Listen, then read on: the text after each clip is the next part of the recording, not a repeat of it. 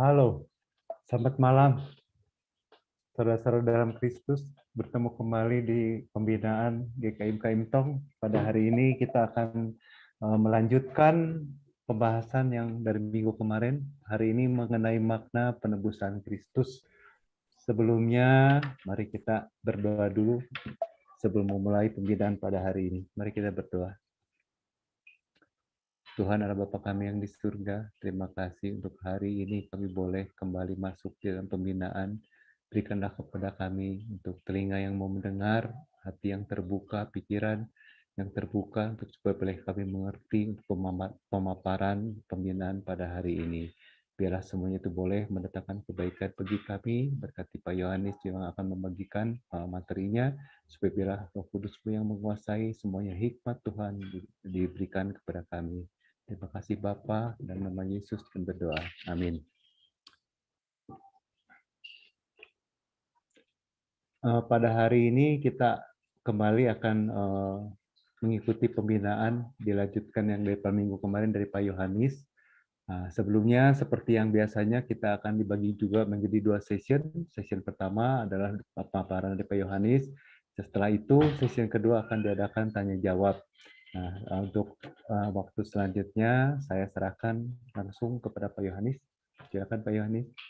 Ya, terima kasih untuk Kowikok dan selamat malam Bapak Ibu Saudara sekalian. Kita kembali bertemu di dalam pembinaan kita pada malam hari ini, di mana pada malam ini saya ingin membahas tentang makna penebusan Kristus.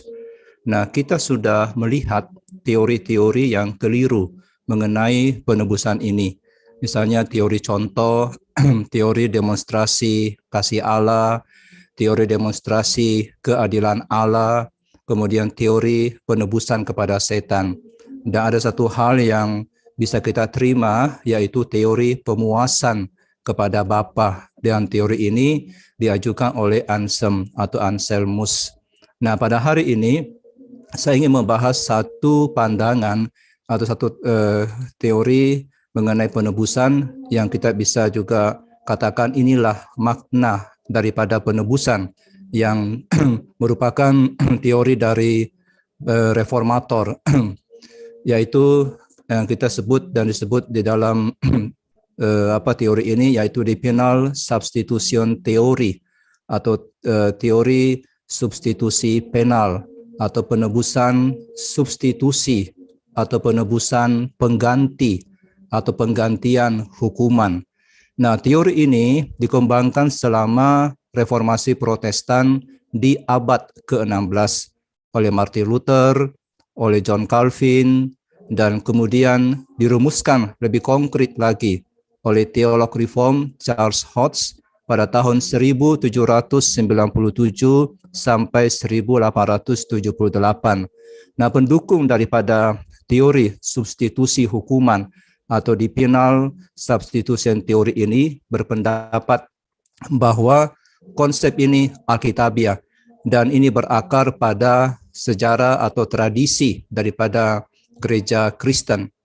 Nah, saudaraku, di penal substitution teori atau teori penggantian hukuman ini sudah dinubuatkan di dalam sistem pengorbanan perjanjian lama. Jadi dalam perjanjian lama sudah ada, dan kemudian digenapi di dalam perjanjian baru, lalu dikembangkan sepanjang sejarah gereja.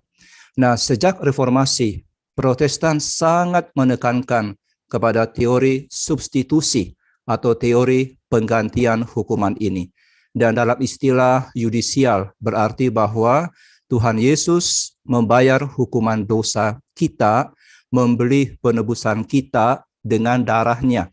Kita diselamatkan karena Kristus menggantikan kita dan membayar hukuman kita. Nah, pertanyaannya, apakah para Bapak Gereja juga berpegang pada doktrin penggantian hukuman ini? Jawabannya adalah iya dan tidak. Iya, kenapa? Karena para Bapak Gereja sering berbicara tentang kematian penebusan Kristus di kayu salib di dalam satu bahasa hukuman. Tapi mereka tidak menempatkan secara terpusat menjadi dasar seperti yang dilakukan oleh para reformator. Nah, bagi para Bapak Gereja, Tuhan Yesus mati terutama sebagai penebusan dari iblis. Kita sudah lihat minggu yang lalu, sebagai penebusan dari iblis yang dikemukakan oleh Origen, atau penebusan dari kematian. Nah, jadi makna penebusan sebagai pengganti hukuman yang sudah ada di Bapak Gereja mula-mula ini hanya belum persis sama dengan para reformator. Jadi kita melihat bahwa teologi itu berkembang. Nah, saudara, doktrin penebusan yang kita pegang itu di penal substitution theory, atau yang gampangnya saudara ingat, teori substitusi atau teori penggantian hukuman. Dan ini merupakan satu doktrin yang sangat jelas sekali diajarkan oleh kebenaran firman Tuhan. Jadi di dalam teori substitusi ini kita bisa melihat makna daripada penebusan Kristus. Jadi kematian Kristus adalah hukuman dan pengganti. Jadi ini ada dua. Kematian Kristus adalah hukuman. Karena apa? Karena ia menanggung hukuman ketika ia mati. Ia menanggung hukuman kita. Dan kematiannya juga merupakan pengganti. Karena apa? Dia pengganti kita ketika dia mati. Nah, ini adalah pemahaman ortodoks tentang penebusan yang dipegang oleh para teolog evangelikal dan berbeda dengan pandangan lain yang mencoba menjelaskan penebusan itu terlepas dari gagasan tentang murka Allah atau pembayaran hukuman atas dosa-dosa kita. Saudaraku, pandangan tentang penebusan ini kadang-kadang disebut sebagai teori penebusan perwakilan. Karena apa? Kematian Kristus merupakan perwakilan di mana dia berdiri di tempatnya kita, dia mewakili kita, dan sebagai perwakilan kita, Kristus mengambil hukuman yang seharusnya kita terima.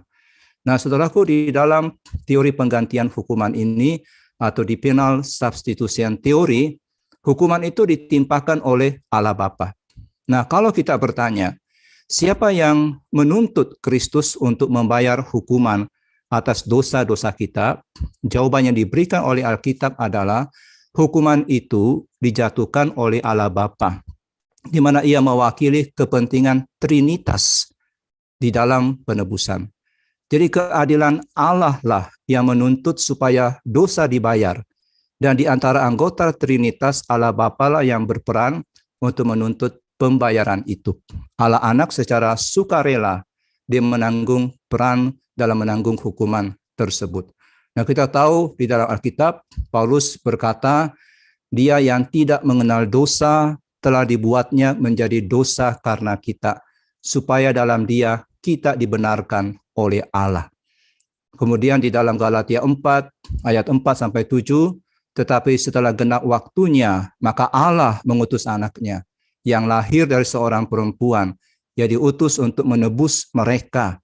Dan karena kamu adalah anak, maka Allah telah menyuruh roh anaknya ke dalam hati kita yang berseru, ya Bapa, ya Bapa. Kemudian dalam Yesaya 53 ayat 6, kita sekalian sesat seperti domba, masing-masing kita mengambil jalannya sendiri, tapi Tuhan telah menimpakan kejahatan kita sekalian. Dan Yesaya 53 ayat 10, tapi Tuhan berkehendak meremukkan dia dengan kesakitan. Apabila ia menyerahkan dirinya sebagai korban penebus salah, ia akan melihat keturunannya, umurnya akan lanjut, dan kehendak Tuhan terlaksana olehnya. Nah, di sini kita melihat sesuatu dari kasih yang begitu luar biasa dari Allah Bapa dan Allah Anak di dalam penebusan. Tuhan Yesus tidak hanya tahu bahwa dia akan menanggung penderitaan yang luar biasa dari salib, tapi Bapa juga tahu dia harus menanggungkan penderitaan ini kepada anaknya yang terkasih. Roma 5 ayat 8 berkata, akan tetapi Allah menunjukkan kasih-Nya kepada kita, oleh karena Kristus telah mati untuk kita ketika kita masih berdosa. Nah, saudaraku, pengertian penebusan yang bersifat menggantikan ini, atau di penal substitution theory, ini tentu ada perbedaan antara penebusan pribadi dan penebusan yang bersifat menggantikan. Kita tahu ketika manusia berdosa dan terpisah dari Allah, manusia berhutang kepada Allah. Nah, bagaimana cara manusia menebus dosanya? Kalau manusia mau menebus dosanya, maka manusia mesti menderita secara kekal. Dan hal itu dituntut oleh Allah dalam keadilannya. Seandainya Tuhan tidak digerakkan oleh kasih-Nya kepada orang berdosa, maka Allah akan menghukum orang-orang berdosa di dalam kekekalan. Tapi kita tahu dari kebenaran firman Tuhan, Allah menunjuk pengganti, yaitu Yesus Kristus untuk menggantikan kedudukan orang berdosa. Dan sang pengganti ini menebus dosa-dosa kita. Nah, inilah yang disebut sebagai penebusan yang bersifat pengganti. Jadi ada pengganti, bukan penebusan yang bersifat pribadi. Saudara, kita nggak bisa menebus secara pribadi dosa kita, nggak bisa. Kalau misalnya saudara ingin menebus dosa saudara secara pribadi, tidak mungkin bisa. Kenapa? Karena tidak akan pernah lunas terbayarkan di dalam kekekalan. Mengapa tidak bisa lunas? Sebab ketika kita dihukum, maka bukannya kita bertobat, malahan akan semakin menghujat Allah di dalam penghukuman-penghukuman itu. Itulah sebabnya tidak akan pernah lunas. Dan itulah sebabnya kenapa penghukuman dari orang berdosa itu yang di luar penebusan Kristus akan berdampak kekal karena tidak ada pernah pertobatan dan tidak pernah bisa terbayarkan. Jadi Tuhan Yesus menjadi korban bukan untuk pribadinya, tetapi untuk orang lain, yaitu sebagai pengganti. Nah, itulah sebabnya kematian Kristus, pengorbanan Kristus merupakan pengorbanan dan kematian atau penebusan pengganti. Nah, seorang teolog W.J.T. Seth mengatakan bahwa ada beberapa perbedaan antara penebusan pribadi, yaitu kita menebus dosa kita sendiri, dan penebusan pengganti. Nah, menurut Seth, penebusan pribadi itu diberikan oleh pihak yang melakukan kesalahan. Misalnya, saudara bersalah dan mau menebusnya, maka saudara melakukan penebusan pribadi. Sedangkan penebusan yang bersifat menggantikan itu dilakukan oleh pihak yang dinyatakan bersalah karena menggantikan orang lain. Nah, Kristus dinyatakan bersalah dengan menggantikan kita. Lalu yang kedua, perbedaannya adalah penebusan pribadi itu menyingkirkan elemen atau faktor belas kasihan. Sedangkan penebusan yang bersifat menggantikan itu menyatakan belas kasihan yang tertinggi karena menggantikan orang berdosa. Nah, jelas tidak ada elemen belas kasihan dalam penebusan bersifat pribadi. Karena itu kita lakukan, kalau itu kita mau lakukan, kalau itu dilakukan oleh manusia, itu dilakukan untuk dirinya sendiri. Tidak ada elemen belas kasihan di situ. Nah, kemudian ketiga, penebusan pribadi harus dilakukan seterusnya. Dengan demikian tidak bisa membawa penebusan.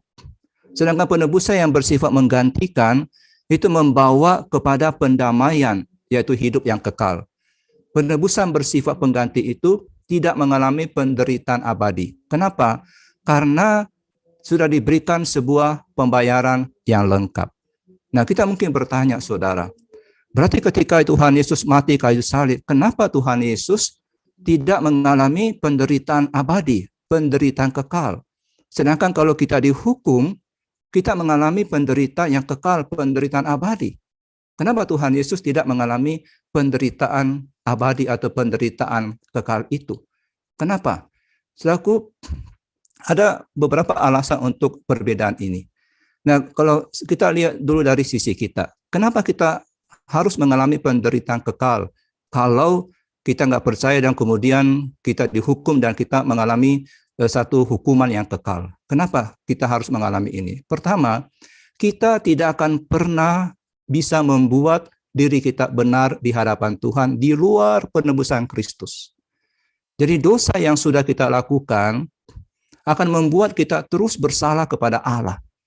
Jadi tidak akan ada harapan. Karena apa? Kenapa nggak ada harapan? Karena tidak ada cara untuk hidup kembali dan memperoleh kebenaran yang sempurna di hadapan Allah. Tidak ada. Tidak ada cara untuk membatalkan sifat berdosa kita. Itu terus ada. Tidak ada cara untuk memperbaiki di hadapan Tuhan. Itu terus ada.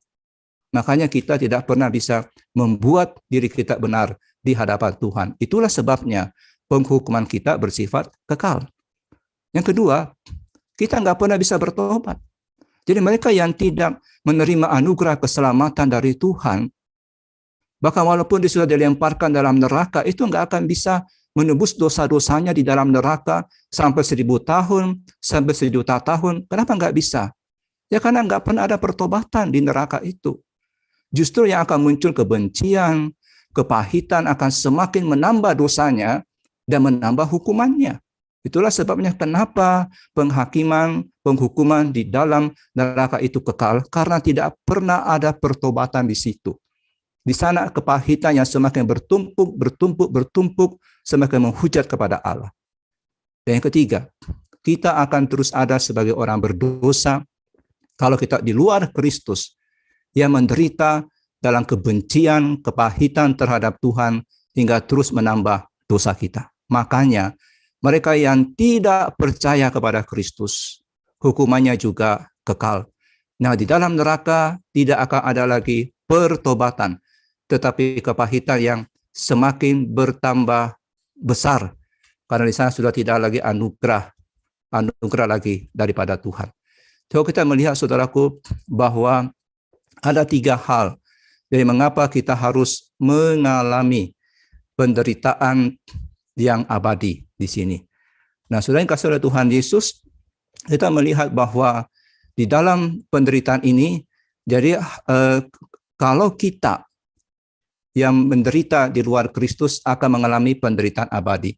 Tapi bagaimana dengan Tuhan Yesus? Kenapa Tuhan Yesus tidak mengalami yang namanya penderitaan abadi? Kenapa ketika dia mati di kayu salib itu hanya beberapa jam saja dan kemudian selesai akan penebusan itu? Kita akan melihat hal ini. Kenapa Kristus tidak mengalami penderitaan abadi?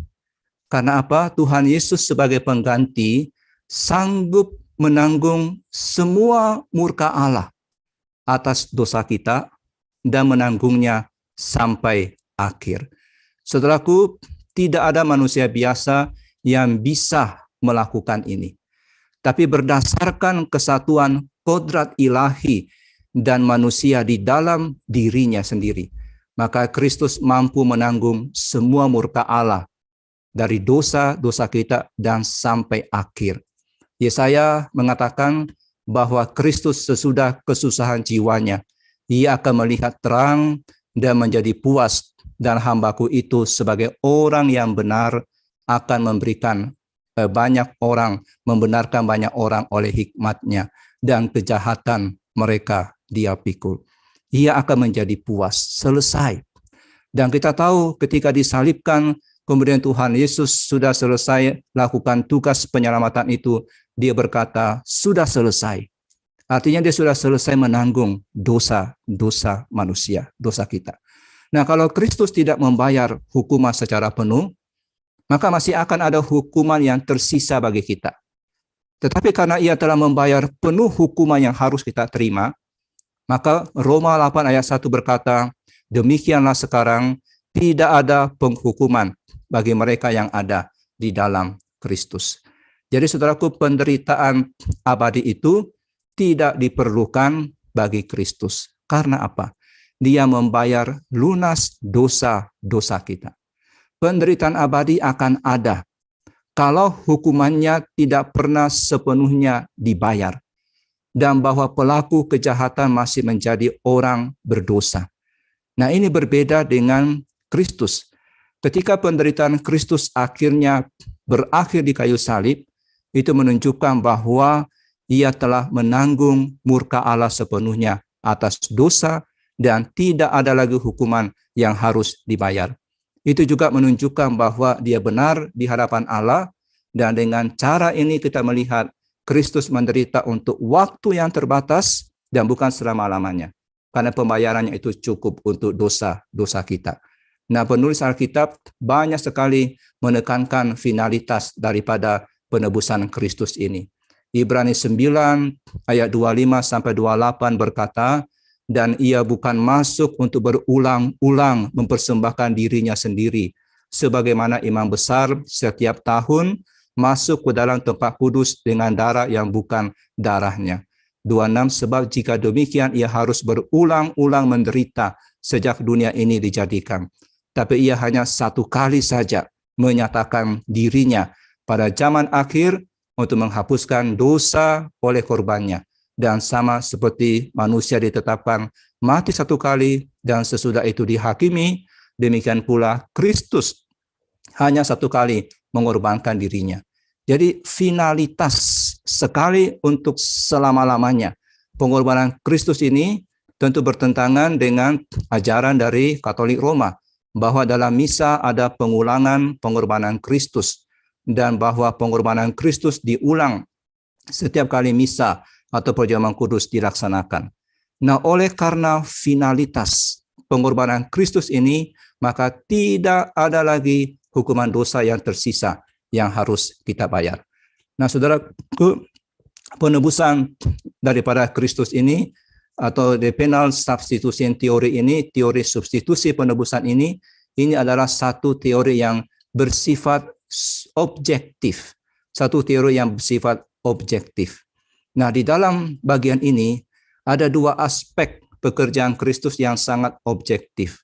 Yang pertama adalah ketaatan Kristus yang memenuhi persyaratan hukum menggantikan kita. Nah, di dalam ketaatannya itu Kristus memenuhi persyaratan hukum menggantikan kita dan sepenuhnya Tuhan Yesus taat kepada kehendak Allah Bapa dan Dia mewakili kita.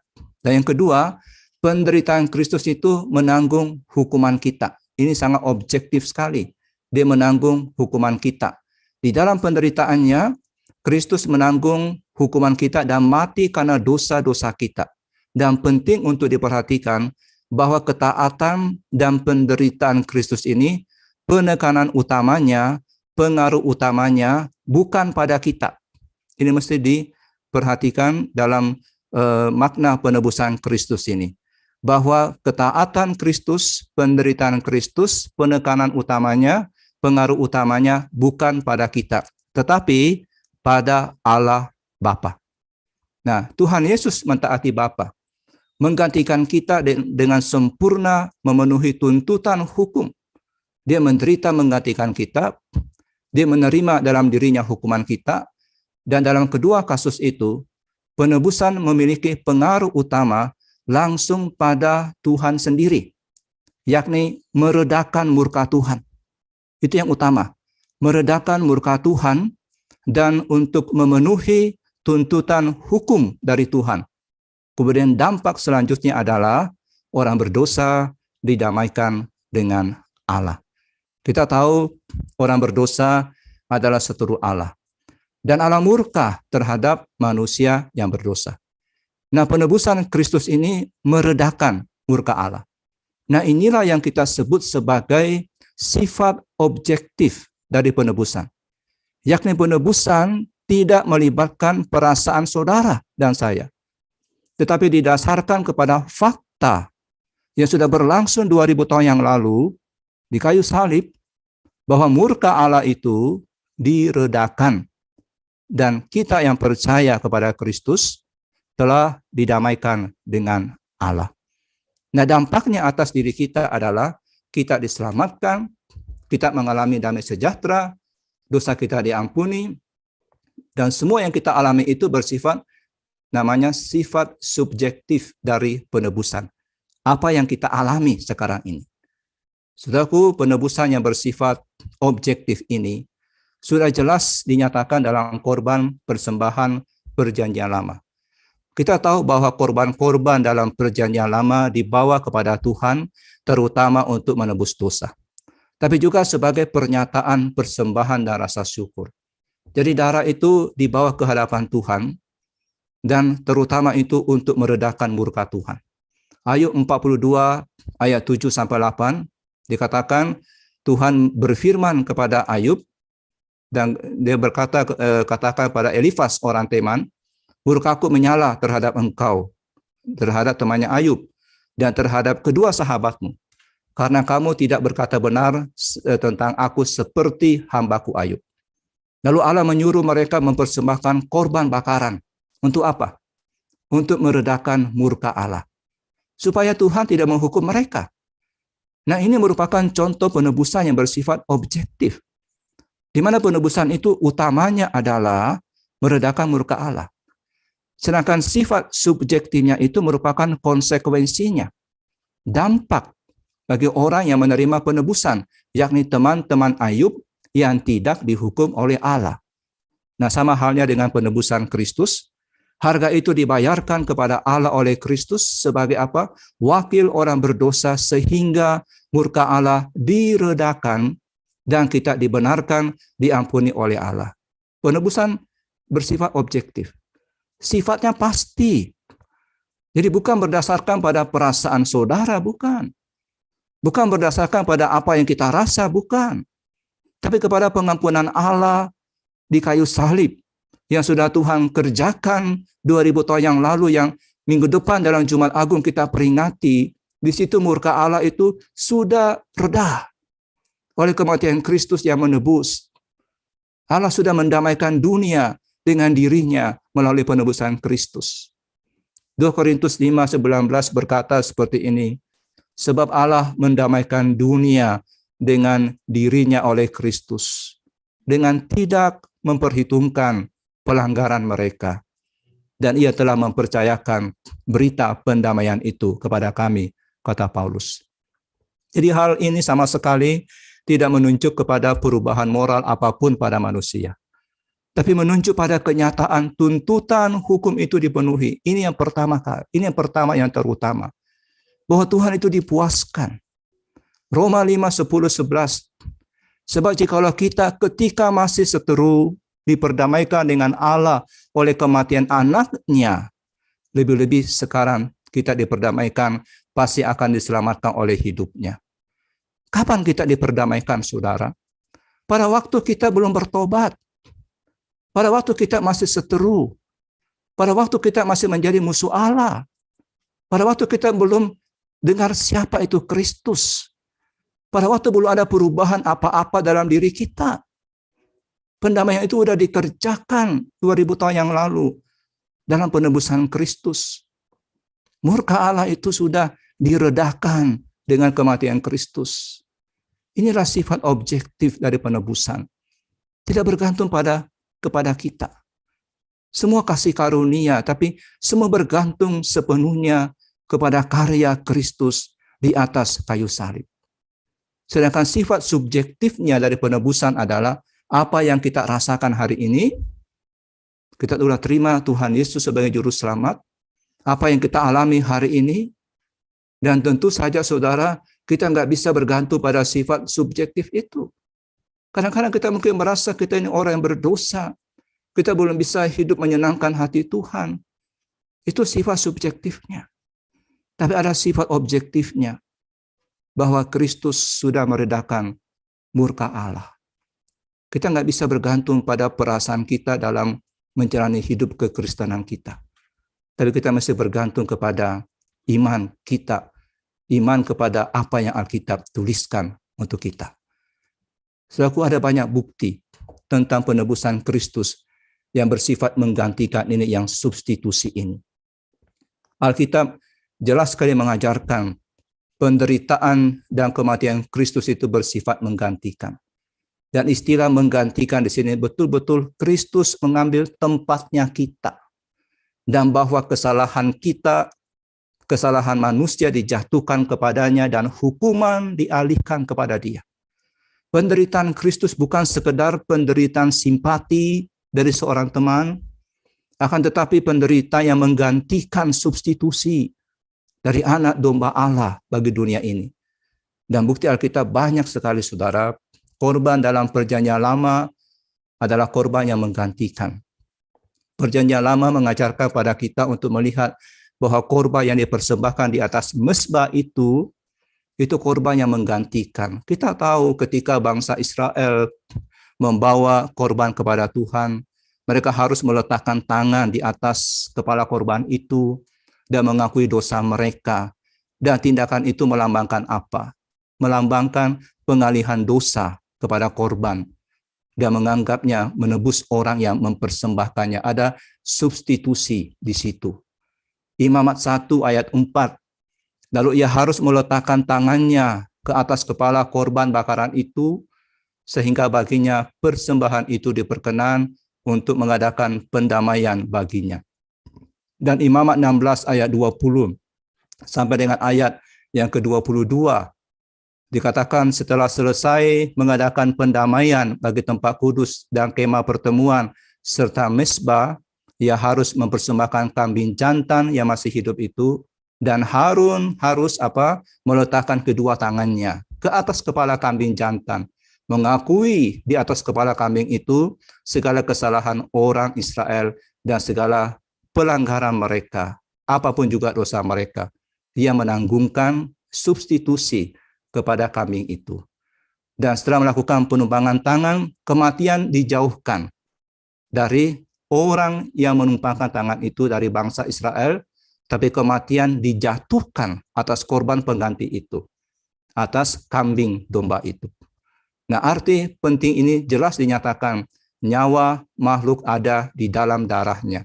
Dan aku telah memberikan darah itu kepadamu di atas mezbah untuk mengadakan pendamaian dengan perantaraan nyawa.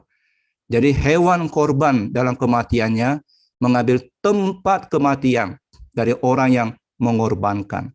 Kehilangan menggantikan kehilangan. Korban yang dibawa itu merupakan lambang awal dari satu korban yang besar, yaitu Tuhan Yesus sendiri. Dan saudaraku, banyak sekali nas Alkitab yang berbicara tentang dosa kita yang ditimpakan di atas Kristus dan juga tentang Dia yang menanggung dosa kita. Sangat banyak sekali. Yesaya 53 ayat 6, kita sekalian sesat seperti domba, masing-masing kita mengambil jalannya sendiri, tapi Tuhan telah apa? Menimpakan kepadanya, kepada Kristus, kejahatan kita sekalian, ditimpakan. Yesaya 53 ayat 12, sebab itu aku akan membagikan kepadanya orang-orang besar sebagai rampasan, dan ia akan memperoleh orang-orang kuat sebagai jarahan, yaitu sebagai ganti karena ia telah menyerahkan nyawanya ke dalam maut, dan karena ia terhitung di antara pemberontak-pemberontak, sekalipun ia menanggung dosa banyak orang dan berdoa untuk pemberontak-pemberontak. Yohanes 1 ayat 29 juga dikatakan bahwa lihatlah anak domba Allah yang menghapuskan akan dosa dunia.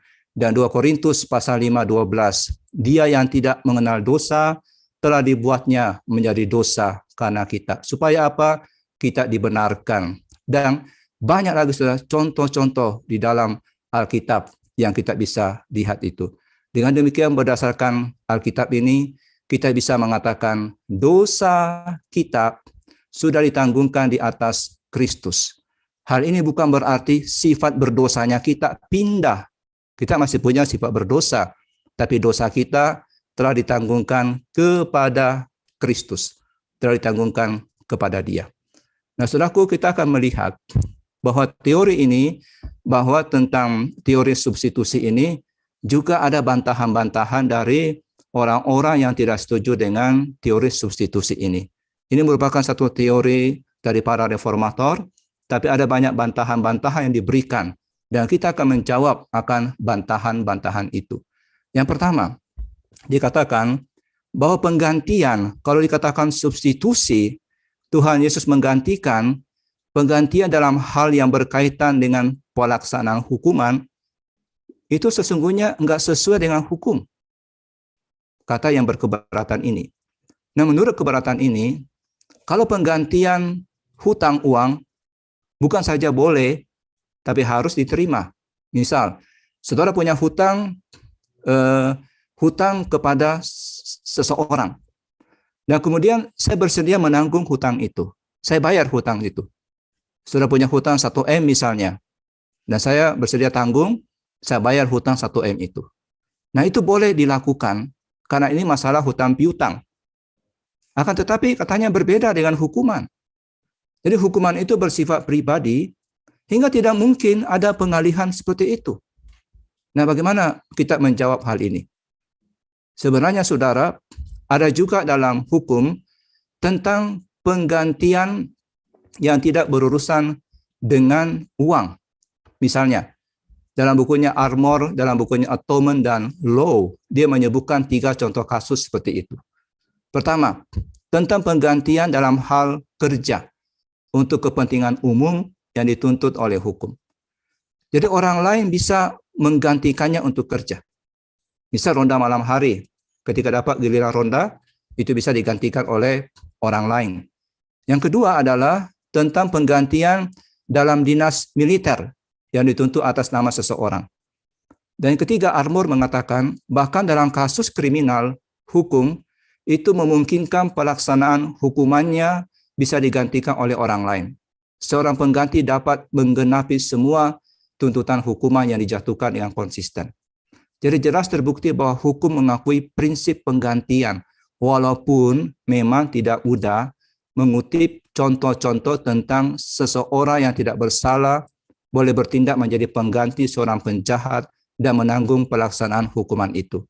penggantian hukuman itu katanya diperbolehkan dalam hukum asal syaratnya dipenuhi. Jadi hakim bisa memperbolehkan ini berdasarkan syarat-syarat. Pertama, pihak yang bersalah itu sendiri tidak dalam keadaan menanggung hukuman ini seluruhnya sampai akhir. Jadi orang itu belum dihukum penjara. Kedua, pengalihan ini tidak melampaui hak khusus dari pihak ketiga yang tidak bersalah, yang kemudian menyebabkan mereka mengalami kerugian atau persoalan. Ketiga, orang yang mengalami hukuman ini sendiri tidak berhutang keadilan dan tidak berhutang seluruh pelayanan ini kepada pemerintah. Dan empat, pihak yang bersalah menyadari kesalahannya dan juga menyadari bahwa orang yang menggantikannya menanggung hukuman itu menderita bagi dia. Dan berkenaan dengan semua ini bisa dimengerti bahwa pengalihan hutang hukuman ini hampir sebenarnya tidak mungkin di antara manusia. Akan tetapi dalam hal Kristus yang sepenuhnya unik, segala syarat yang dikemukakan itu terpenuhi. Dan tidak ada ketidakadilan dalam bentuk apapun itu. Sudah memang tidak mudah menemukan orang-orang yang memenuhi persyaratan sebagai pengganti. Tapi bukan berarti Kristus tidak bisa memenuhi persyaratan itu. Kenyataannya, ia bisa dan dia sudah memenuhinya dan dia adalah pengganti yang bisa diterima.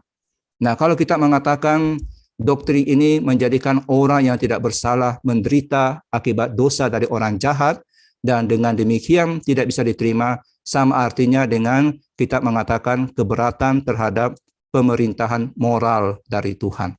Tuhan melakukan itu di dalam Alkitab dari Perjanjian Lama.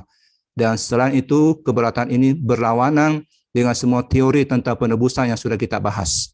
Sebab semua teori itu menjelaskan tentang penderitaan-penderitaan Kristus karena dosa-dosa manusia, walaupun itu belum masuk ke dalam substitusi. Nah, keberatan kedua yang diajukan oleh mereka yang menolak akan teori ini adalah bahwa Allah Bapa itu dijadikan bersalah oleh karena ketidakadilan. Jadi Tuhan itu bersalah oleh karena ketidakadilan. Dikatakan Bapa jadi bersalah oleh karena ketidakadilan. Dikatakan doktrin ini tentang penebusan yang bersifat menggantikan itu mencakup ketidakadilan Bapa. Karena apa? Dia mengorbankan anaknya bagi dosa manusia. Bisa dalam ruang sidang seorang hakim yang tahu terdakwa itu bersalah, tapi kemudian yang dihukum bukan terdakwa, tapi dia menghukum orang lain yang tidak bersalah. Bukankah ini tidak pantas? Nah, sudah jawabannya sebenarnya bukan Allah Bapa yang mengemukakan rencana penebusan, tapi Allah Tritunggal. Jadi kritik ini didasarkan pada pemisahan yang tidak alkitabiah dari pribadi-pribadi Trinitas. Kita tahu ada satu persetujuan yang agung antara ketiga pribadi Tritunggal. Dan saudaraku, jawaban kedua adalah bahwa pekerjaan Kristus di dalam memberikan nyawanya juga melibatkan Allah Bapa. Dan saudaraku, kita tahu bahwa di dalam rencana penebusan ini Allah Anak dengan sukarela menanggung dosa manusia dan memuaskan tuntutan hukum Allah. Dan keberatan yang ketiga yang diajukan terhadap doktrin penebusan ini adalah penebusan ini sepenuhnya tidak perlu. Kenapa? Karena sebagian orang berpendapat bahwa dosa itu bukan kesalahan, hingga nggak perlu ada pendamaian, nggak perlu ada penebusan. Kalau Bapa itu kasih, Allah dapat langsung mengampuni dosa manusia tanpa perlu menuntut atau menerima pemuasan atas hukum. Bukankah Tuhan selalu memberikan perintah seperti ini, ampunilah musuhmu? Tapi kenapa Tuhan nggak langsung saja memberikan pengampunan? Kenapa Tuhan nggak langsung saja mengampuni dosa? Kenapa dia meminta pembayaran? Nah, suatu jawabannya ini adalah bahwa mereka yang mengajukan keberatan ini tidak memahami siapa Tuhan. Jadi Tuhan itu bukan hanya pribadi yang telah dirugikan, tapi juga pengatur dari sistem peradilan. Nah, bagi Tuhan, untuk menghapus atau mengabaikan dosa tanpa memerlukan pembayaran, pada dasarnya akan menghancurkan serat moral alam semesta. Kalau Tuhan abaikan untuk pembayaran dosa, itu akan menghancurkan perbedaan antara yang benar dan yang salah. Tidak ada keadilan di situ. Selain itu kita tahu Tuhan itu kudus. Dan pelanggaran terhadap Allah itu jauh lebih serius daripada pelanggaran yang manusia lakukan kepada sesama manusia. Allah adalah Bapa, tapi ia sesungguhnya juga hakim. Ia adalah Allah yang penuh kasih, tapi ia juga Allah yang adil dan kudus. Dan tidak ada satupun atribut Allah yang lebih dominan. Dan keberatan keempat dikatakan, kalau teori penggantian hukuman ini, dalam makna penebusan yang kita pahami ini, Tuhan itu enggak penuh kasih dong ketika dia menghukum Kristus yang tidak berdosa. Sebagai sebagian teolog, gagasan tentang murka Allah itu mengaburkan sifat dasarnya Allah. Allah itu kasih. Nah, kritik ini diberikan oleh Steve Chalke dan Alan Main. Dia berkata, salib bukanlah bentuk pelecehan di mana seorang ayah yang pendendam menghukum anaknya karena pelanggaran yang bahkan tidak dia lakukan. Jadi dia menganggap salib itu bukan tempat penebusan, itu pelecehan. Katanya gambaran tentang Allah yang murka dan menghakimi itu enggak sesuai dengan gambaran Alkitab. Itu enggak adil. Menghukum orang yang tidak bersalah karena dosa orang lain. Ini Allah yang seperti dewa yang marah, dewa yang haus darah, dewa yang harus ditenangkan. Dan ini merupakan gambaran yang diambil dari pandangan pra-Kristen, kata pengkritik. Hukuman ini hanya menggambarkan Allah anak itu penuh kasih, sedangkan Allah Bapa itu kejam dan suka menghakimi. So, jawabannya apa? Jawabannya adalah Tuhan yang murka itu adalah Tuhan yang penuh kasih. Jadi ada banyak sekali nas Alkitab yang menunjukkan Bapa mengutus anak untuk menebus dosa, Kristus diutus oleh kasih Bapa. Jadi bukan berarti ketika penebusan yang berlangsung 2000 tahun yang lalu, bukan berarti pendamaian mengubah Tuhan yang murka menjadi Tuhan yang pengasih. Enggak. John Murray berkata, sepenuhnya salah kalau kita mengatakan Tuhan yang murka dibuat menjadi kasih. Yang benar adalah Tuhan yang murka itu penuh kasih. Jadi kasih yang mendorong Allah untuk mengutus anaknya. Kekudusan Allah, keadilan Bapa itu menuntut pembayaran untuk dosa. Tapi kasihnya itu menyediakan tuntutan itu. Pendamaian adalah buah dari kasih ilahi Bapa. Dan hal ini dicantumkan dengan begitu jelas sekali dalam 1 Yohanes pasal 4 ayat 10. Inilah kasih itu. Bukan kita yang telah mengasihi Allah, tapi Allah yang telah mengasihi kita. Dan yang telah mengutus anaknya sebagai pendamaian bagi dosa-dosa kita. Jadi Allah kasih dalam ayat ini. Tapi Allah juga mengutus anaknya sebagai pendamaian bagi dosa kita. Oleh karena itu, saudaraku, pendamaian tidak mengurangi kasih dan belas kasihan Allah. Itu lebih menunjukkan betapa hebatnya kasih Tuhan itu. Bapa tidak mengabaikan dosa dan dia tetap sebagai Tuhan yang kudus, Tuhan yang adil. Tapi dia bersedia menawarkan anaknya sendiri. Untuk apa?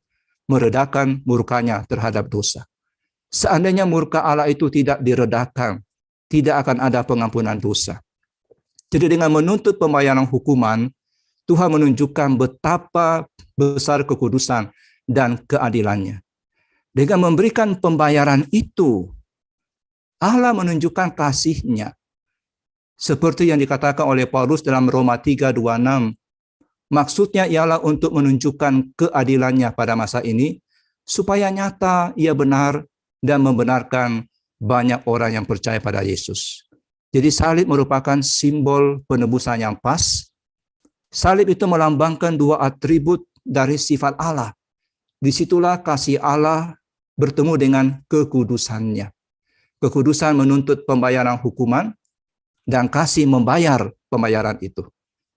Dan keberatan yang kelima yang diajukan, dikatakan pendamaian ini, teori substitusi penggantian ini tidak diajarkan oleh Injil. Katanya Alkitab tidak mengajarkan itu. Oh, banyak sekali saudara. Alkitab kita, Injil, sudah berisi bukti-bukti yang cukup untuk pendamaian ini. Sangat banyak sekali. Di dalam Matius 20:28, saudara bisa nanti melihatnya, Yohanes 1:29, 3:16, 10:11, 15:13, Matius 26 ayat 27, dan Yohanes 6 ayat yang ke-51. Nah, saudaraku, pada minggu yang lalu, kita sudah melihat teori-teori dari penebusan itu. Nah, sekarang kita akan melihat relasi di penal substitution teori atau teori penggantian hukuman sebagai teori reformator dalam kaitannya dengan teori-teori yang lain. Pada minggu yang lalu kita melihat masing-masing teori penebusan itu sebenarnya mengandung ada wawasan yang benar. Tapi semua pandangan itu harus didasarkan kepada pandangan substitusi. Harus dasarnya di sini. Nah, Kristus sebagai pengganti itu menjadi dasar. Barulah kemudian teori yang lain itu bisa masuk di dalam bagian itu. Nah, kita melihat misalnya teori penggantian hukuman dan pendamaian sebagai contoh. Nah, kita tahu saudara pada minggu yang lalu pandangan Socinian tentang penebusan mengatakan nilai kematian Kristus memberi kita teladan, memberi kita contoh bagaimana menjalani hidup ini. Tapi pertanyaannya adalah apakah teladan Kristus akan nyata kalau dia tidak mati menggantikan kita?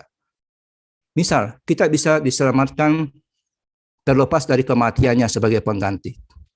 Lalu apa tujuan kematiannya? Kalau kematiannya bukan sebagai pengganti, kalau Yesus hanya mati sebagai teladan, itu sia-sia. Saya beri contoh. Misalnya sebuah rumah yang terbakar, ketika orang tua lari keluar rumah, ternyata dia lupa bahwa bayinya atau anaknya yang masih kecil itu ada dalam rumah. Mereka nggak bisa lagi masuk dalam rumah itu karena rumah sudah terbakar hebat. Dan seorang petugas pemadam kebakaran, dia bergegas masuk dalam rumah, menyelamatkan anak itu, tapi petugas itu mati terbakar di dalam rumah. Nah, ini contoh yang indah tentang kasih untuk sesama dengan mengabaikan keselamatan diri sendiri. Ini akan menginspirasi orang lain. Ada penggantian di dalam, ada substitusi di dalam. Dia menyelamatkan, dia mati untuk apa? Untuk anak itu. Tapi misal, tidak ada anak dalam rumah itu. Tapi petugas pemadam kebakaran tetap bergegas masuk dalam rumah itu dan memberikan contoh. Ini contoh. Saya masuk ke dalam. Akhirnya petugas pemadam kebakaran itu meninggal. Pertanyaannya adalah apakah teladan atau contoh yang diberikan oleh petugas pemadam kebakaran itu berguna? Atau itu merupakan kebodohan dan kesia-siaan? Itu kesia-siaan, saudara. Lalu bagaimana pandangan kita tentang atasan yang memerintahkan petugas pemadam kebakaran loncat dalam api, beri contoh bagaimana seharusnya seorang petugas pemadam kebakaran berdedikasi dan sejauh mana mereka harus bersedia lakukan panggilan tugas mereka padahal nggak ada anak yang mesti diselamatkan di dalam. Haruskah petugas pemadam kebakaran itu mengikuti perintah itu? Sudah, kalau Kristus hanya datang untuk mati saja, sekedar menjadi contoh tanpa menjadi korban pengganti bagi kita, maka kematiannya sia-sia. Dan Allah Bapa juga memberikan perintah yang sia-sia.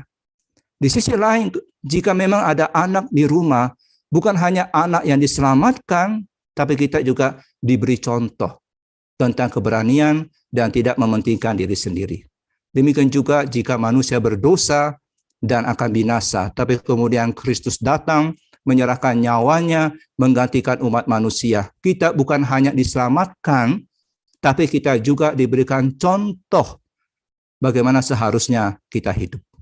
Kematian Kristus akan menjadi contoh kalau dia menjadi korban pengganti kita. Jadi dia menggantikan kita dan sekaligus menjadi contoh. Nah, selanjutnya teori penggantian hukuman ini dan pendamaian sebagai demonstrasi kasih Tuhan. Kita sudah melihat minggu lalu. Jadi argumen ini serupa berlaku sehubungan dengan teori pengaruh moral dari penebusan atau demonstrasi kasih Tuhan. Teori ini mengatakan Kristus datang bukan untuk mati bagi kita, tapi hanya untuk mendemonstrasikan kasih Allah. Dan menurut pengaruh moral ini, kematian Kristus enggak perlu dalam arti objektif. Artinya Allah bisa mengampuni dosa kita tanpa kematian Kristus. Enggak ada halangan bagi Allah untuk langsung mengampuni kita. Enggak perlu ada pembalasan atas dosa kita. Nah, kalau kematian hanya sekedar demonstrasi kasih Allah, maka bukankah itu kesia-siaan? Kematian Kristus memang adalah demonstrasi yang kuat dari kasih Allah. Dan itu menjadi dorongan yang kuat bagi kita untuk mengasihi Tuhan. Tapi sekali lagi, Ini bisa kita terima kalau Yesus mati untuk kita bukan hanya sekedar sebuah demonstrasi kasih Allah, tapi Yesus mati menggantikan kita. Saya beri contoh. Kalau saudara dan saya bertengkar di tepi sungai, dan saudara kemudian jatuh dalam air dan mulai tenggelam, kemudian saya langsung lompat dalam sungai itu untuk menyelamatkan saudara, maka tindakan saya itu akan dianggap bukti kasih saya kepada saudara. Saya loncat karena ada saudara di dalam.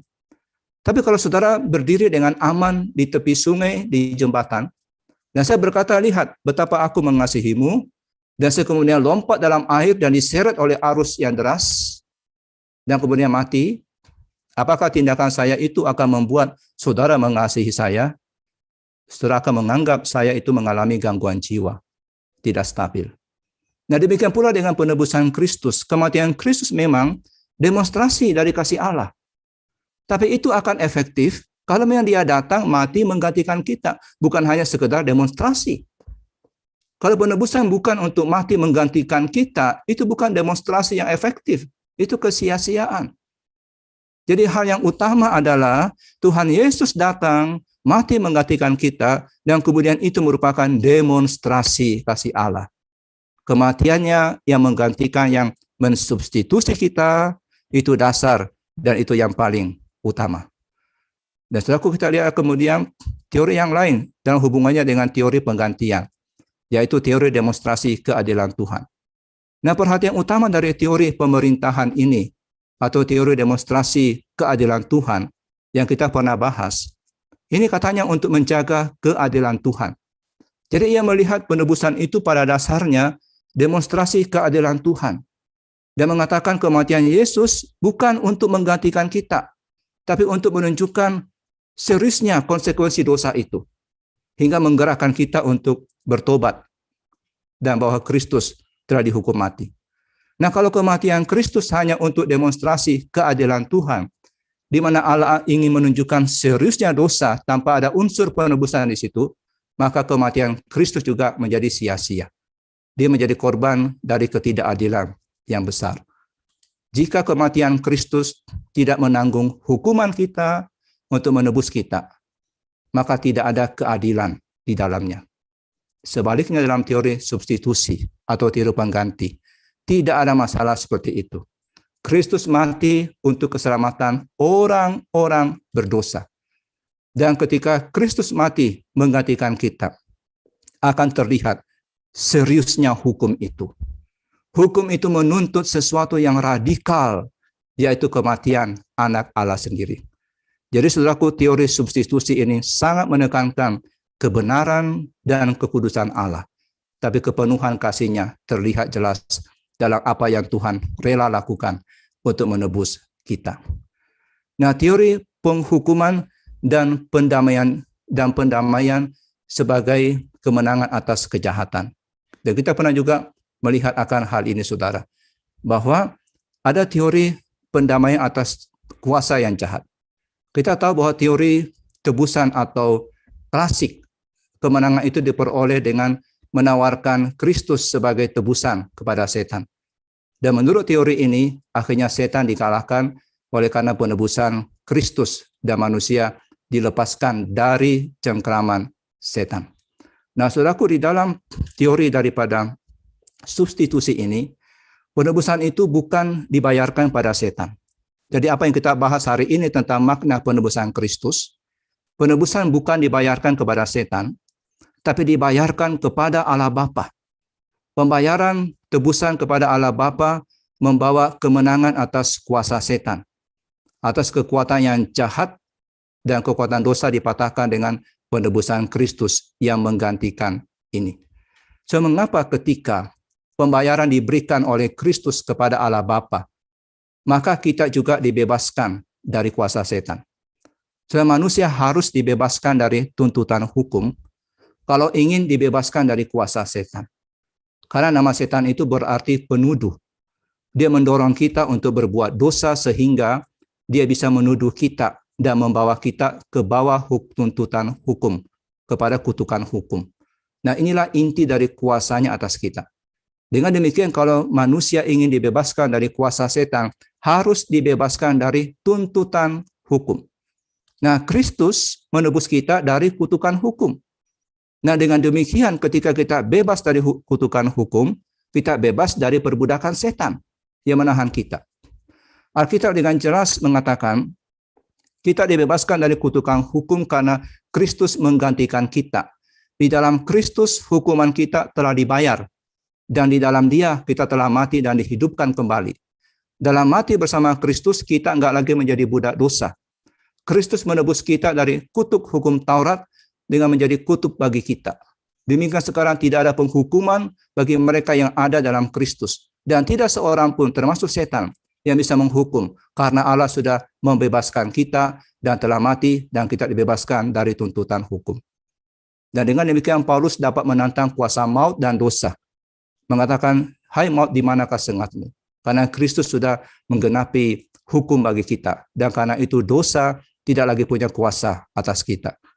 Jadi saudaraku, bukan pembayaran tebusan kepada setan yang mengalahkan setan, tapi Kristus yang mati menggantikan kita, yang membebaskan kita dari kutukan hukum. Dia bukan pembayaran tebusannya kepada setan, tapi Yesus yang mati menggantikan kita, yang membebaskan kita dari tuntutan hukum.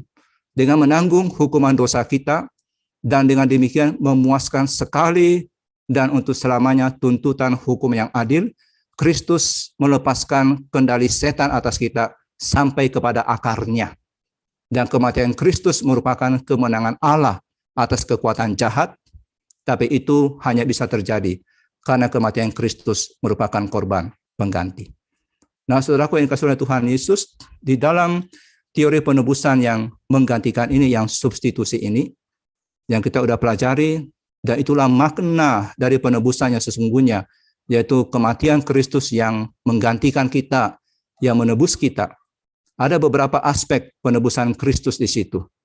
Dan itu adalah aspek yang rumit, yang kompleks. Karena kita sebagai orang yang berdosa, saudara, kita sebagai orang berdosa ini, kita itu layak mati sebagai hukuman atas dosa kita.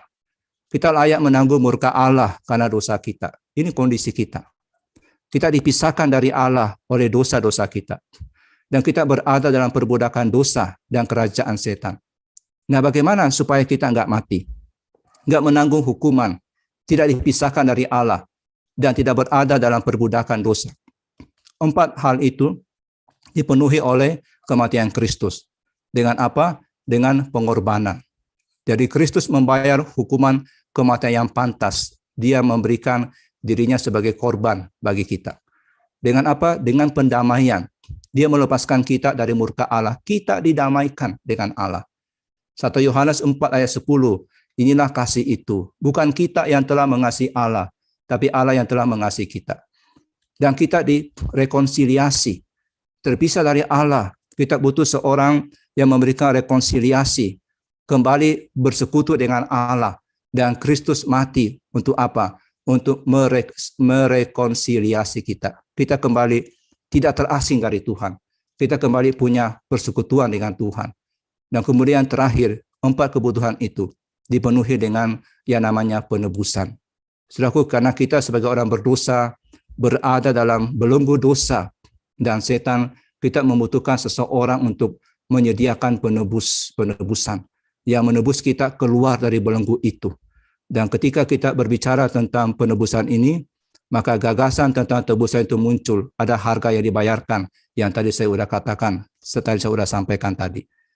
Dikatakan bahwa sebab kamu tidak lagi dikuasai oleh dosa, karena kamu tidak berada di bawah hukum Taurat, tapi di bawah kasih karunia. Kita sudah dibebaskan dari belenggu dosa, dari belenggu kuasanya yang berkuasa dalam hidup kita. Kita telah ditebus.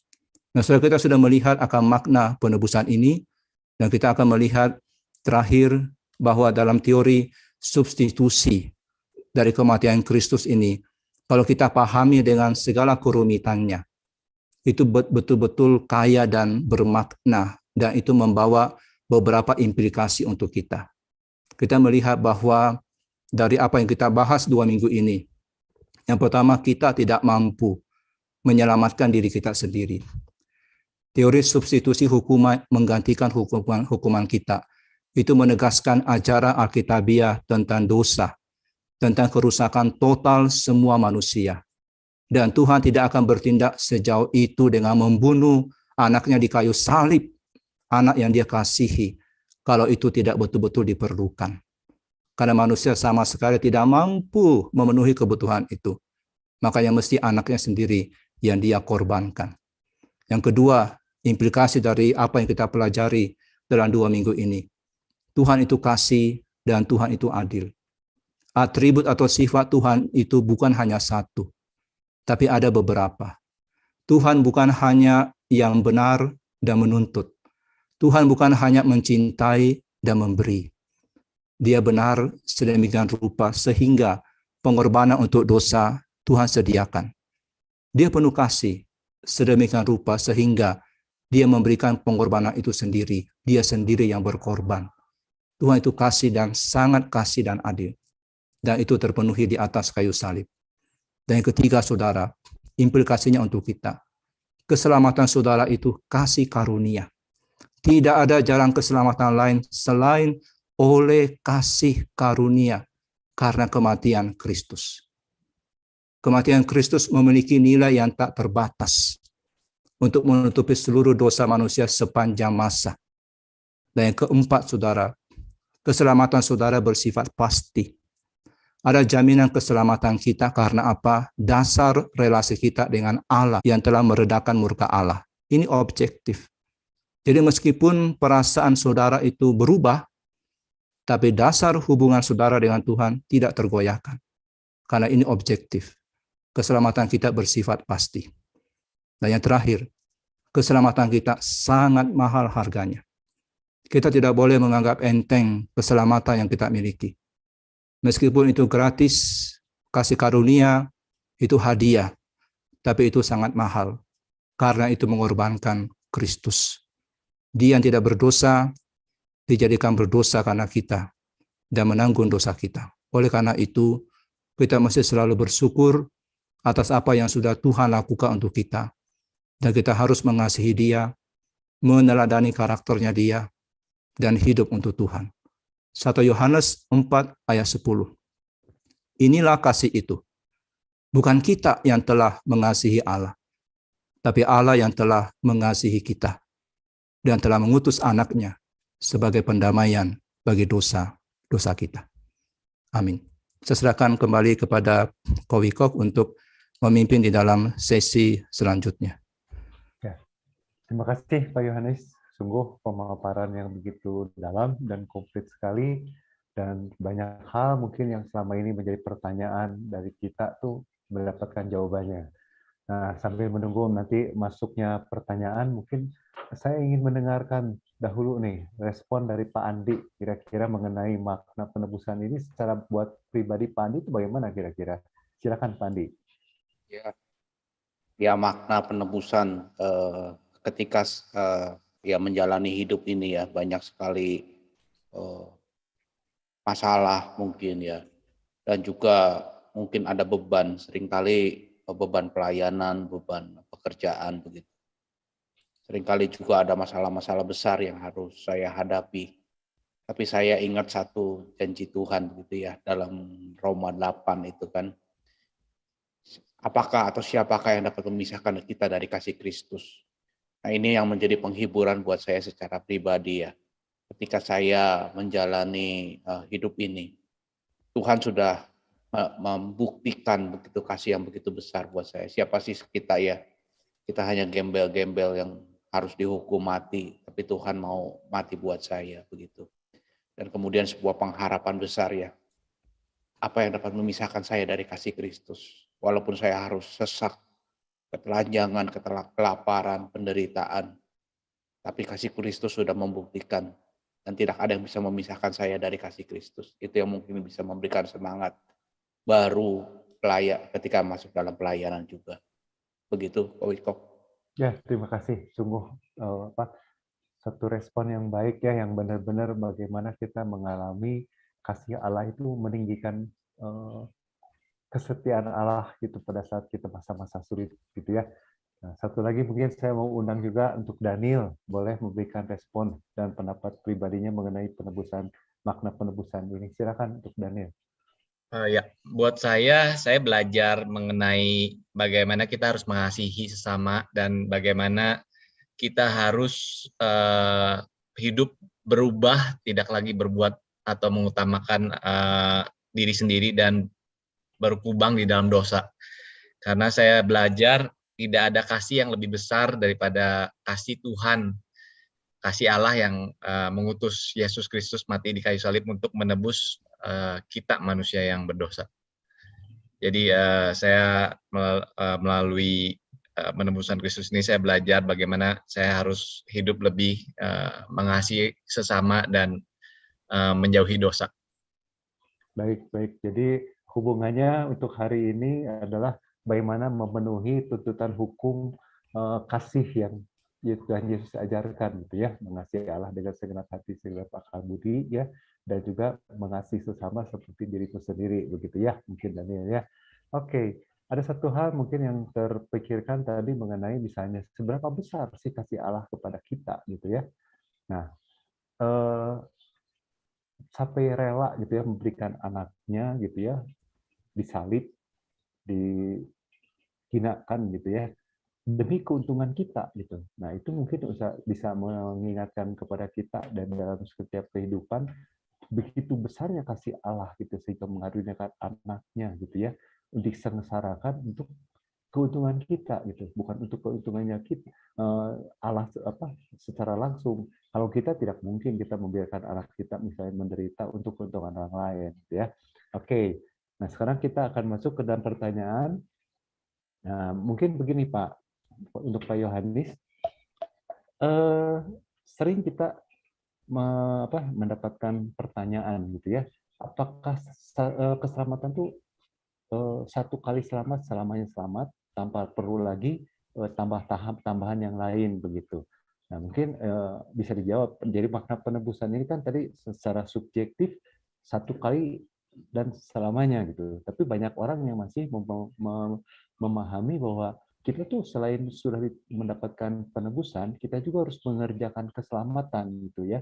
Sehingga mengerjakan keselamatan itu diterjemahkannya dengan menjaga keselamatan itu dengan misalnya berbuat baik gitu ya, atau melakukan semua perintah-perintah Tuhan supaya jangan sampai keselamatan itu didiamkan dan lepas begitu ya. Silakan Pak Yanis. Ya, makasih Ko Wikok.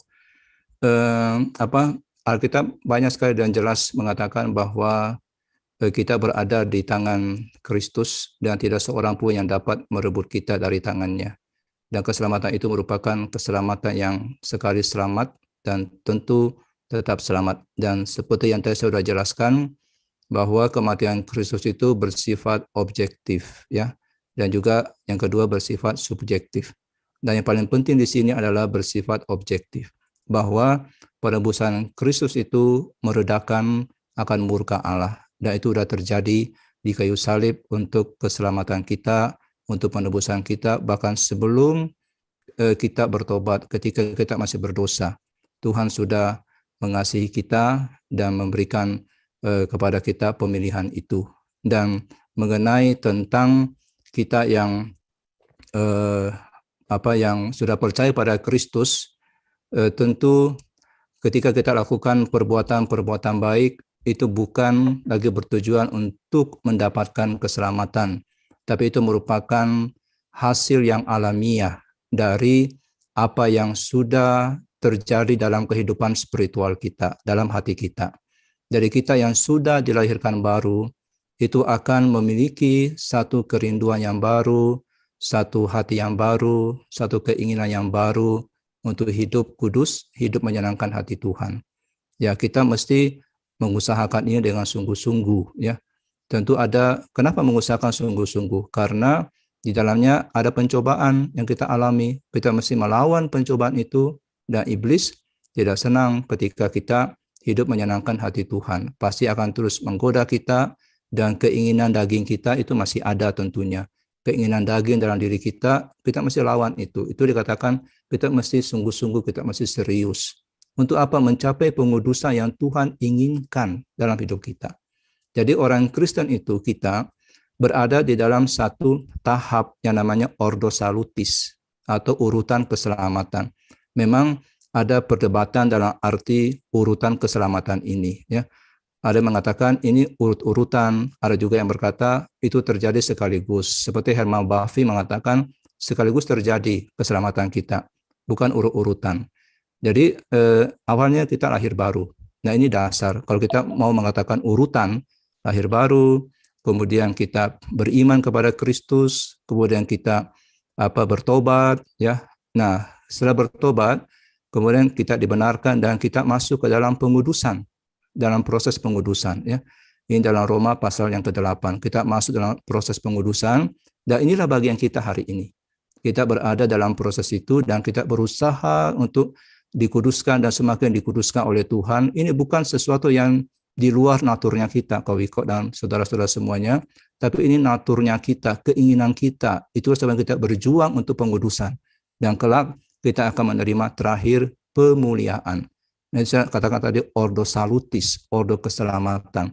Jadi satu urut-urutan di dalam kehidupan keselamatan orang Kristen. Jadi tidak akan kehilangan keselamatan, tapi kita pasti akan berjuang. Saya kira orang yang lahir baru akan berjuanglah, ya. Tidak mungkin nggak berjuang untuk itu. Aneh kalau tidak berjuang. Ya, kalau itu. Ya, terima kasih. Ini ada pertanyaan masuk, Pak. Ya, kalau ada orang yang mempunyai pandangan, misalnya, gitu ya, yang selama ini kan suka diperdebatkan Calvin sama Arminian, begitu ya. Apakah itu mempengaruhi keselamatan, gitu? Ya. Mungkin saya kembali kepada yang sejarah gereja, ya, yang tadi yang saya sudah bahas minggu lalu, ya, kemudian minggu ini tentang teori-teori itu, ya. Ya, saya sebenarnya menunggu pertanyaan ini dari minggu lalu. Kalau mereka menganut teori-teori itu, mereka selamat nggak sih? Ya kan? Nah ini pasti Arminian juga ada di situ juga. Yeah. Kalau mereka menganut teori itu, teori sebagai contoh, kemudian teori sebagai demonstrasi kasih Tuhan, kemudian teori yang penebusan kepada setan. Ya, saya mengatakan yang penting kan inti daripada imannya mereka. Ya, kalau misalnya nggak selamat, begitu banyak orang yang nggak selamat sepanjang sejarah gereja. Saya kira yang penting inti imannya mereka percaya kepada Kristus dan tahu Yesus itu udah menang, mati di kayu salib dan telah memenangkan akan karya penebusan itu. Yang saya katakan dalam pemikiran Kristen, kemudian mereka mengatakan yang penting Yesus menang. Ya, itu yang paling penting. Dan Yesus telah mati di kayu salib untuk penebusan, dan kemudian apapun teorinya, tapi mereka percaya Yesus mati untuk mereka. Nah, seperti itu saya kira. Dan walaupun para orang-orang ini memberikan teori-teori, ya, teori-teori daripada banyak sekali teori-teori yang tadi itu, belum tentu banyak orang memegang teori itu, belum tentu sebenarnya. Ya. Jadi yang penting sebenarnya sini inti keselamatannya, inti imannya dia kepada Kristus, ya. Dia percaya kepada Kristus dan kemudian dia menerima itu sebagai Tuhan dan juru selamat. Kemudian dia berusaha sungguh-sungguh hidup untuk Tuhan. Ya, kita hidup untuk Tuhan, ya. Dan mereka juga berusaha untuk hidup untuk Tuhan dan beriman kepada Tuhan. Ya. Oke, mungkin nanti ada satu lagi pertanyaan, Pak, ya. Bagaimana kalau misalnya manusia memasukkan, ya, hal-hal yang seperti duniawi gitu, misalnya tentang kesopanan, ya, aturan moral, gitu ya. Oh, mengikuti Yesus, kenapa tidak perantara melalui misalnya, melalui ibunya kan bisa lebih dekat misalnya, atau misalnya melalui orang-orang kudus gitu ya, untuk supaya bisa berbicara lebih dekat dengan Allah gitu. Nah, ini kan keselamatan percaya Tuhan Yesus tambah plus yang lainnya gitu. Ya, kalau tadi kan kita masih sebatas teori-teori yang sepanjang sejarah gereja berdiri, ya, itu seperti tadi ada contoh demonstrasi kasih, keadilan. Nah, sekarang ada demonstrasi moral gitu ya. Oh, karena pendekatannya secara moral lebih baik melalui perantara plusnya yang lain. Nah, ini menurut pandangan Bapak bagaimana gitu ya? Ada orang yang mengandalkan udah saya memakai orang-orang kudus sepanjang mungkin Bapak gereja atau siapapun gitu. Ya. Jadi memang ada pandangan pandangan yang seperti itu, ya. Bahkan orang-orang kudus itu kemudian ada mereka menyembah kepada orang-orang kudus, ya. memberikan kita juga menghargai orang-orang kudus, mereka yang sudah mendahului kita, dan mereka kemudian menjadi teladan-teladan dan banyak teolog-teolog yang luar biasa yang kita hargai, ya. Tapi tentu bukan dalam arti kemudian disembah dan itu menjadi satu jalan keselamatan untuk kita. Nah, saya sendiri berpikir bahwa ketika ada plus-plus yang lain seperti itu, saya meragukan imannya kepada Kristus. Seperti itu, Kowikok, ya. Oke, terima kasih Pak. Saya kira cukup ya, dan tidak ada lagi pertanyaan lain. Mungkin silakan Bapak memberikan statement terakhir. Ya, saudara, apa yang kita sudah pelajari tentang makna daripada penebusan Kristus selama 2 minggu ini, itu kiranya semakin menolong kita menyadari bahwa pengorbanan Kristus itu adalah pengorbanan yang begitu mahal, ya. Dan Tuhan sudah mati menebus bagi dosa-dosa kita, dan biarlah di dalam masa-masa Prapaskah ini kita semakin diteguhkan dan semakin dalam memahami akan karya penebusan Kristus, dan kita dapat semakin mengasihi Tuhan, dan kita hidup bagi Tuhan setiap hari, dan kita sungguh menyadari bahwa penebusan Kristus itu bersifat objektif dan bukan hanya sekedar bersifat subjektif. Tapi apa yang sudah Tuhan lakukan 2000 tahun yang lalu di atas kayu salib, di sanalah dosa-dosa kita telah ditebus oleh Tuhan. Terima kasih Pak Yohanes. Kira cukup sampai hari ini. Sebelumnya kita akan mendengarkan pengumuman dulu, mungkin oleh Pak Richard, silakan. Ya, terima kasih untuk rekan-rekan, baik Kowikok juga Pak Yohanes yang sudah menyampaikan materi pembinaan malam ini. Pengumuman yang ingin saya sampaikan adalah pembinaan Jumat depan itu bertepatan dengan Jumat Agung, maka diliburkan 1 kali. Kemudian nanti akan dilanjutkan lagi minggu Jumat berikutnya, dan tema yang akan disampaikan itu adalah berkaitan dengan gerakan zaman baru yang akan saya sampaikan. Kiranya Bapak Ibu Saudara sekalian tetap memberi perhatian dan tetap meluangkan waktu untuk mengikuti pembinaan yang diselenggarakan oleh gereja kita. Itu aja pengumuman yang saya sampaikan. Kembali ke Kowikok. Ya, silakan Pak Richard untuk menutup juga sesi pembinaan hari ini. Ya. Oke, mari kita tutup pembinaan malam ini dengan doa. Kita berdoa. Sungguh kami mengucap syukur kepadamu, ya Tuhan, oleh karena betapa besar kasih-Mu kepada kami orang-orang yang berdosa. Dengan mengutus Putra-Mu, Tuhan Yesus Kristus datang ke dalam dunia untuk menempati posisi kami, menggantikan kami, menanggung murka Allah, sehingga kami orang-orang yang percaya kepada Kristus boleh dibebaskan dari murka itu. Sungguh ya Tuhan, pengorbanan yang begitu besar, harga yang dibayar begitu mahal. Kiranya Tuhan tolong kami orang-orang yang telah ditebus, sehingga sungguh boleh menghargai karya penebusan dari Tuhan kami Yesus Kristus. Harga yang begitu mahal boleh kami sadari, sehingga kami tidak menyia-nyiakan apa yang telah dikerjakan Kristus di dalam kehidupan kami. Agar supaya kami sungguh-sungguh boleh menjalani kehidupan bagi Tuhan kami, bagi kemuliaan daripada Tuhan.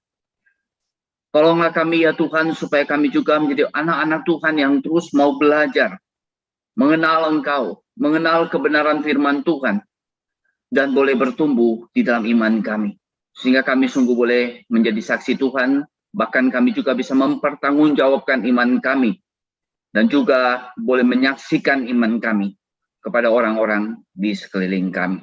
Sehingga mereka juga boleh menjadi orang-orang yang percaya kepada Tuhan dan menikmati damai sejahtera, anugerah yang penuh sukacita itu, dan boleh memiliki hidup yang juga memuliakan Engkau. Terima kasih Bapa Surgawi, biar kiranya Tuhan yang terus mengingatkan kami akan materi yang sudah kami pelajari hari ini, untuk kami benar-benar menghargai pengorbanan Tuhan kami Yesus Kristus. Terpujilah nama-Mu Bapa, dalam nama Tuhan Yesus Kristus kami sudah berdoa. Amin. Amin. Oke, sampai di sini pembinaan kita. Sampai jumpa lagi minggu yang akan datang, 2 minggu lagi, ya.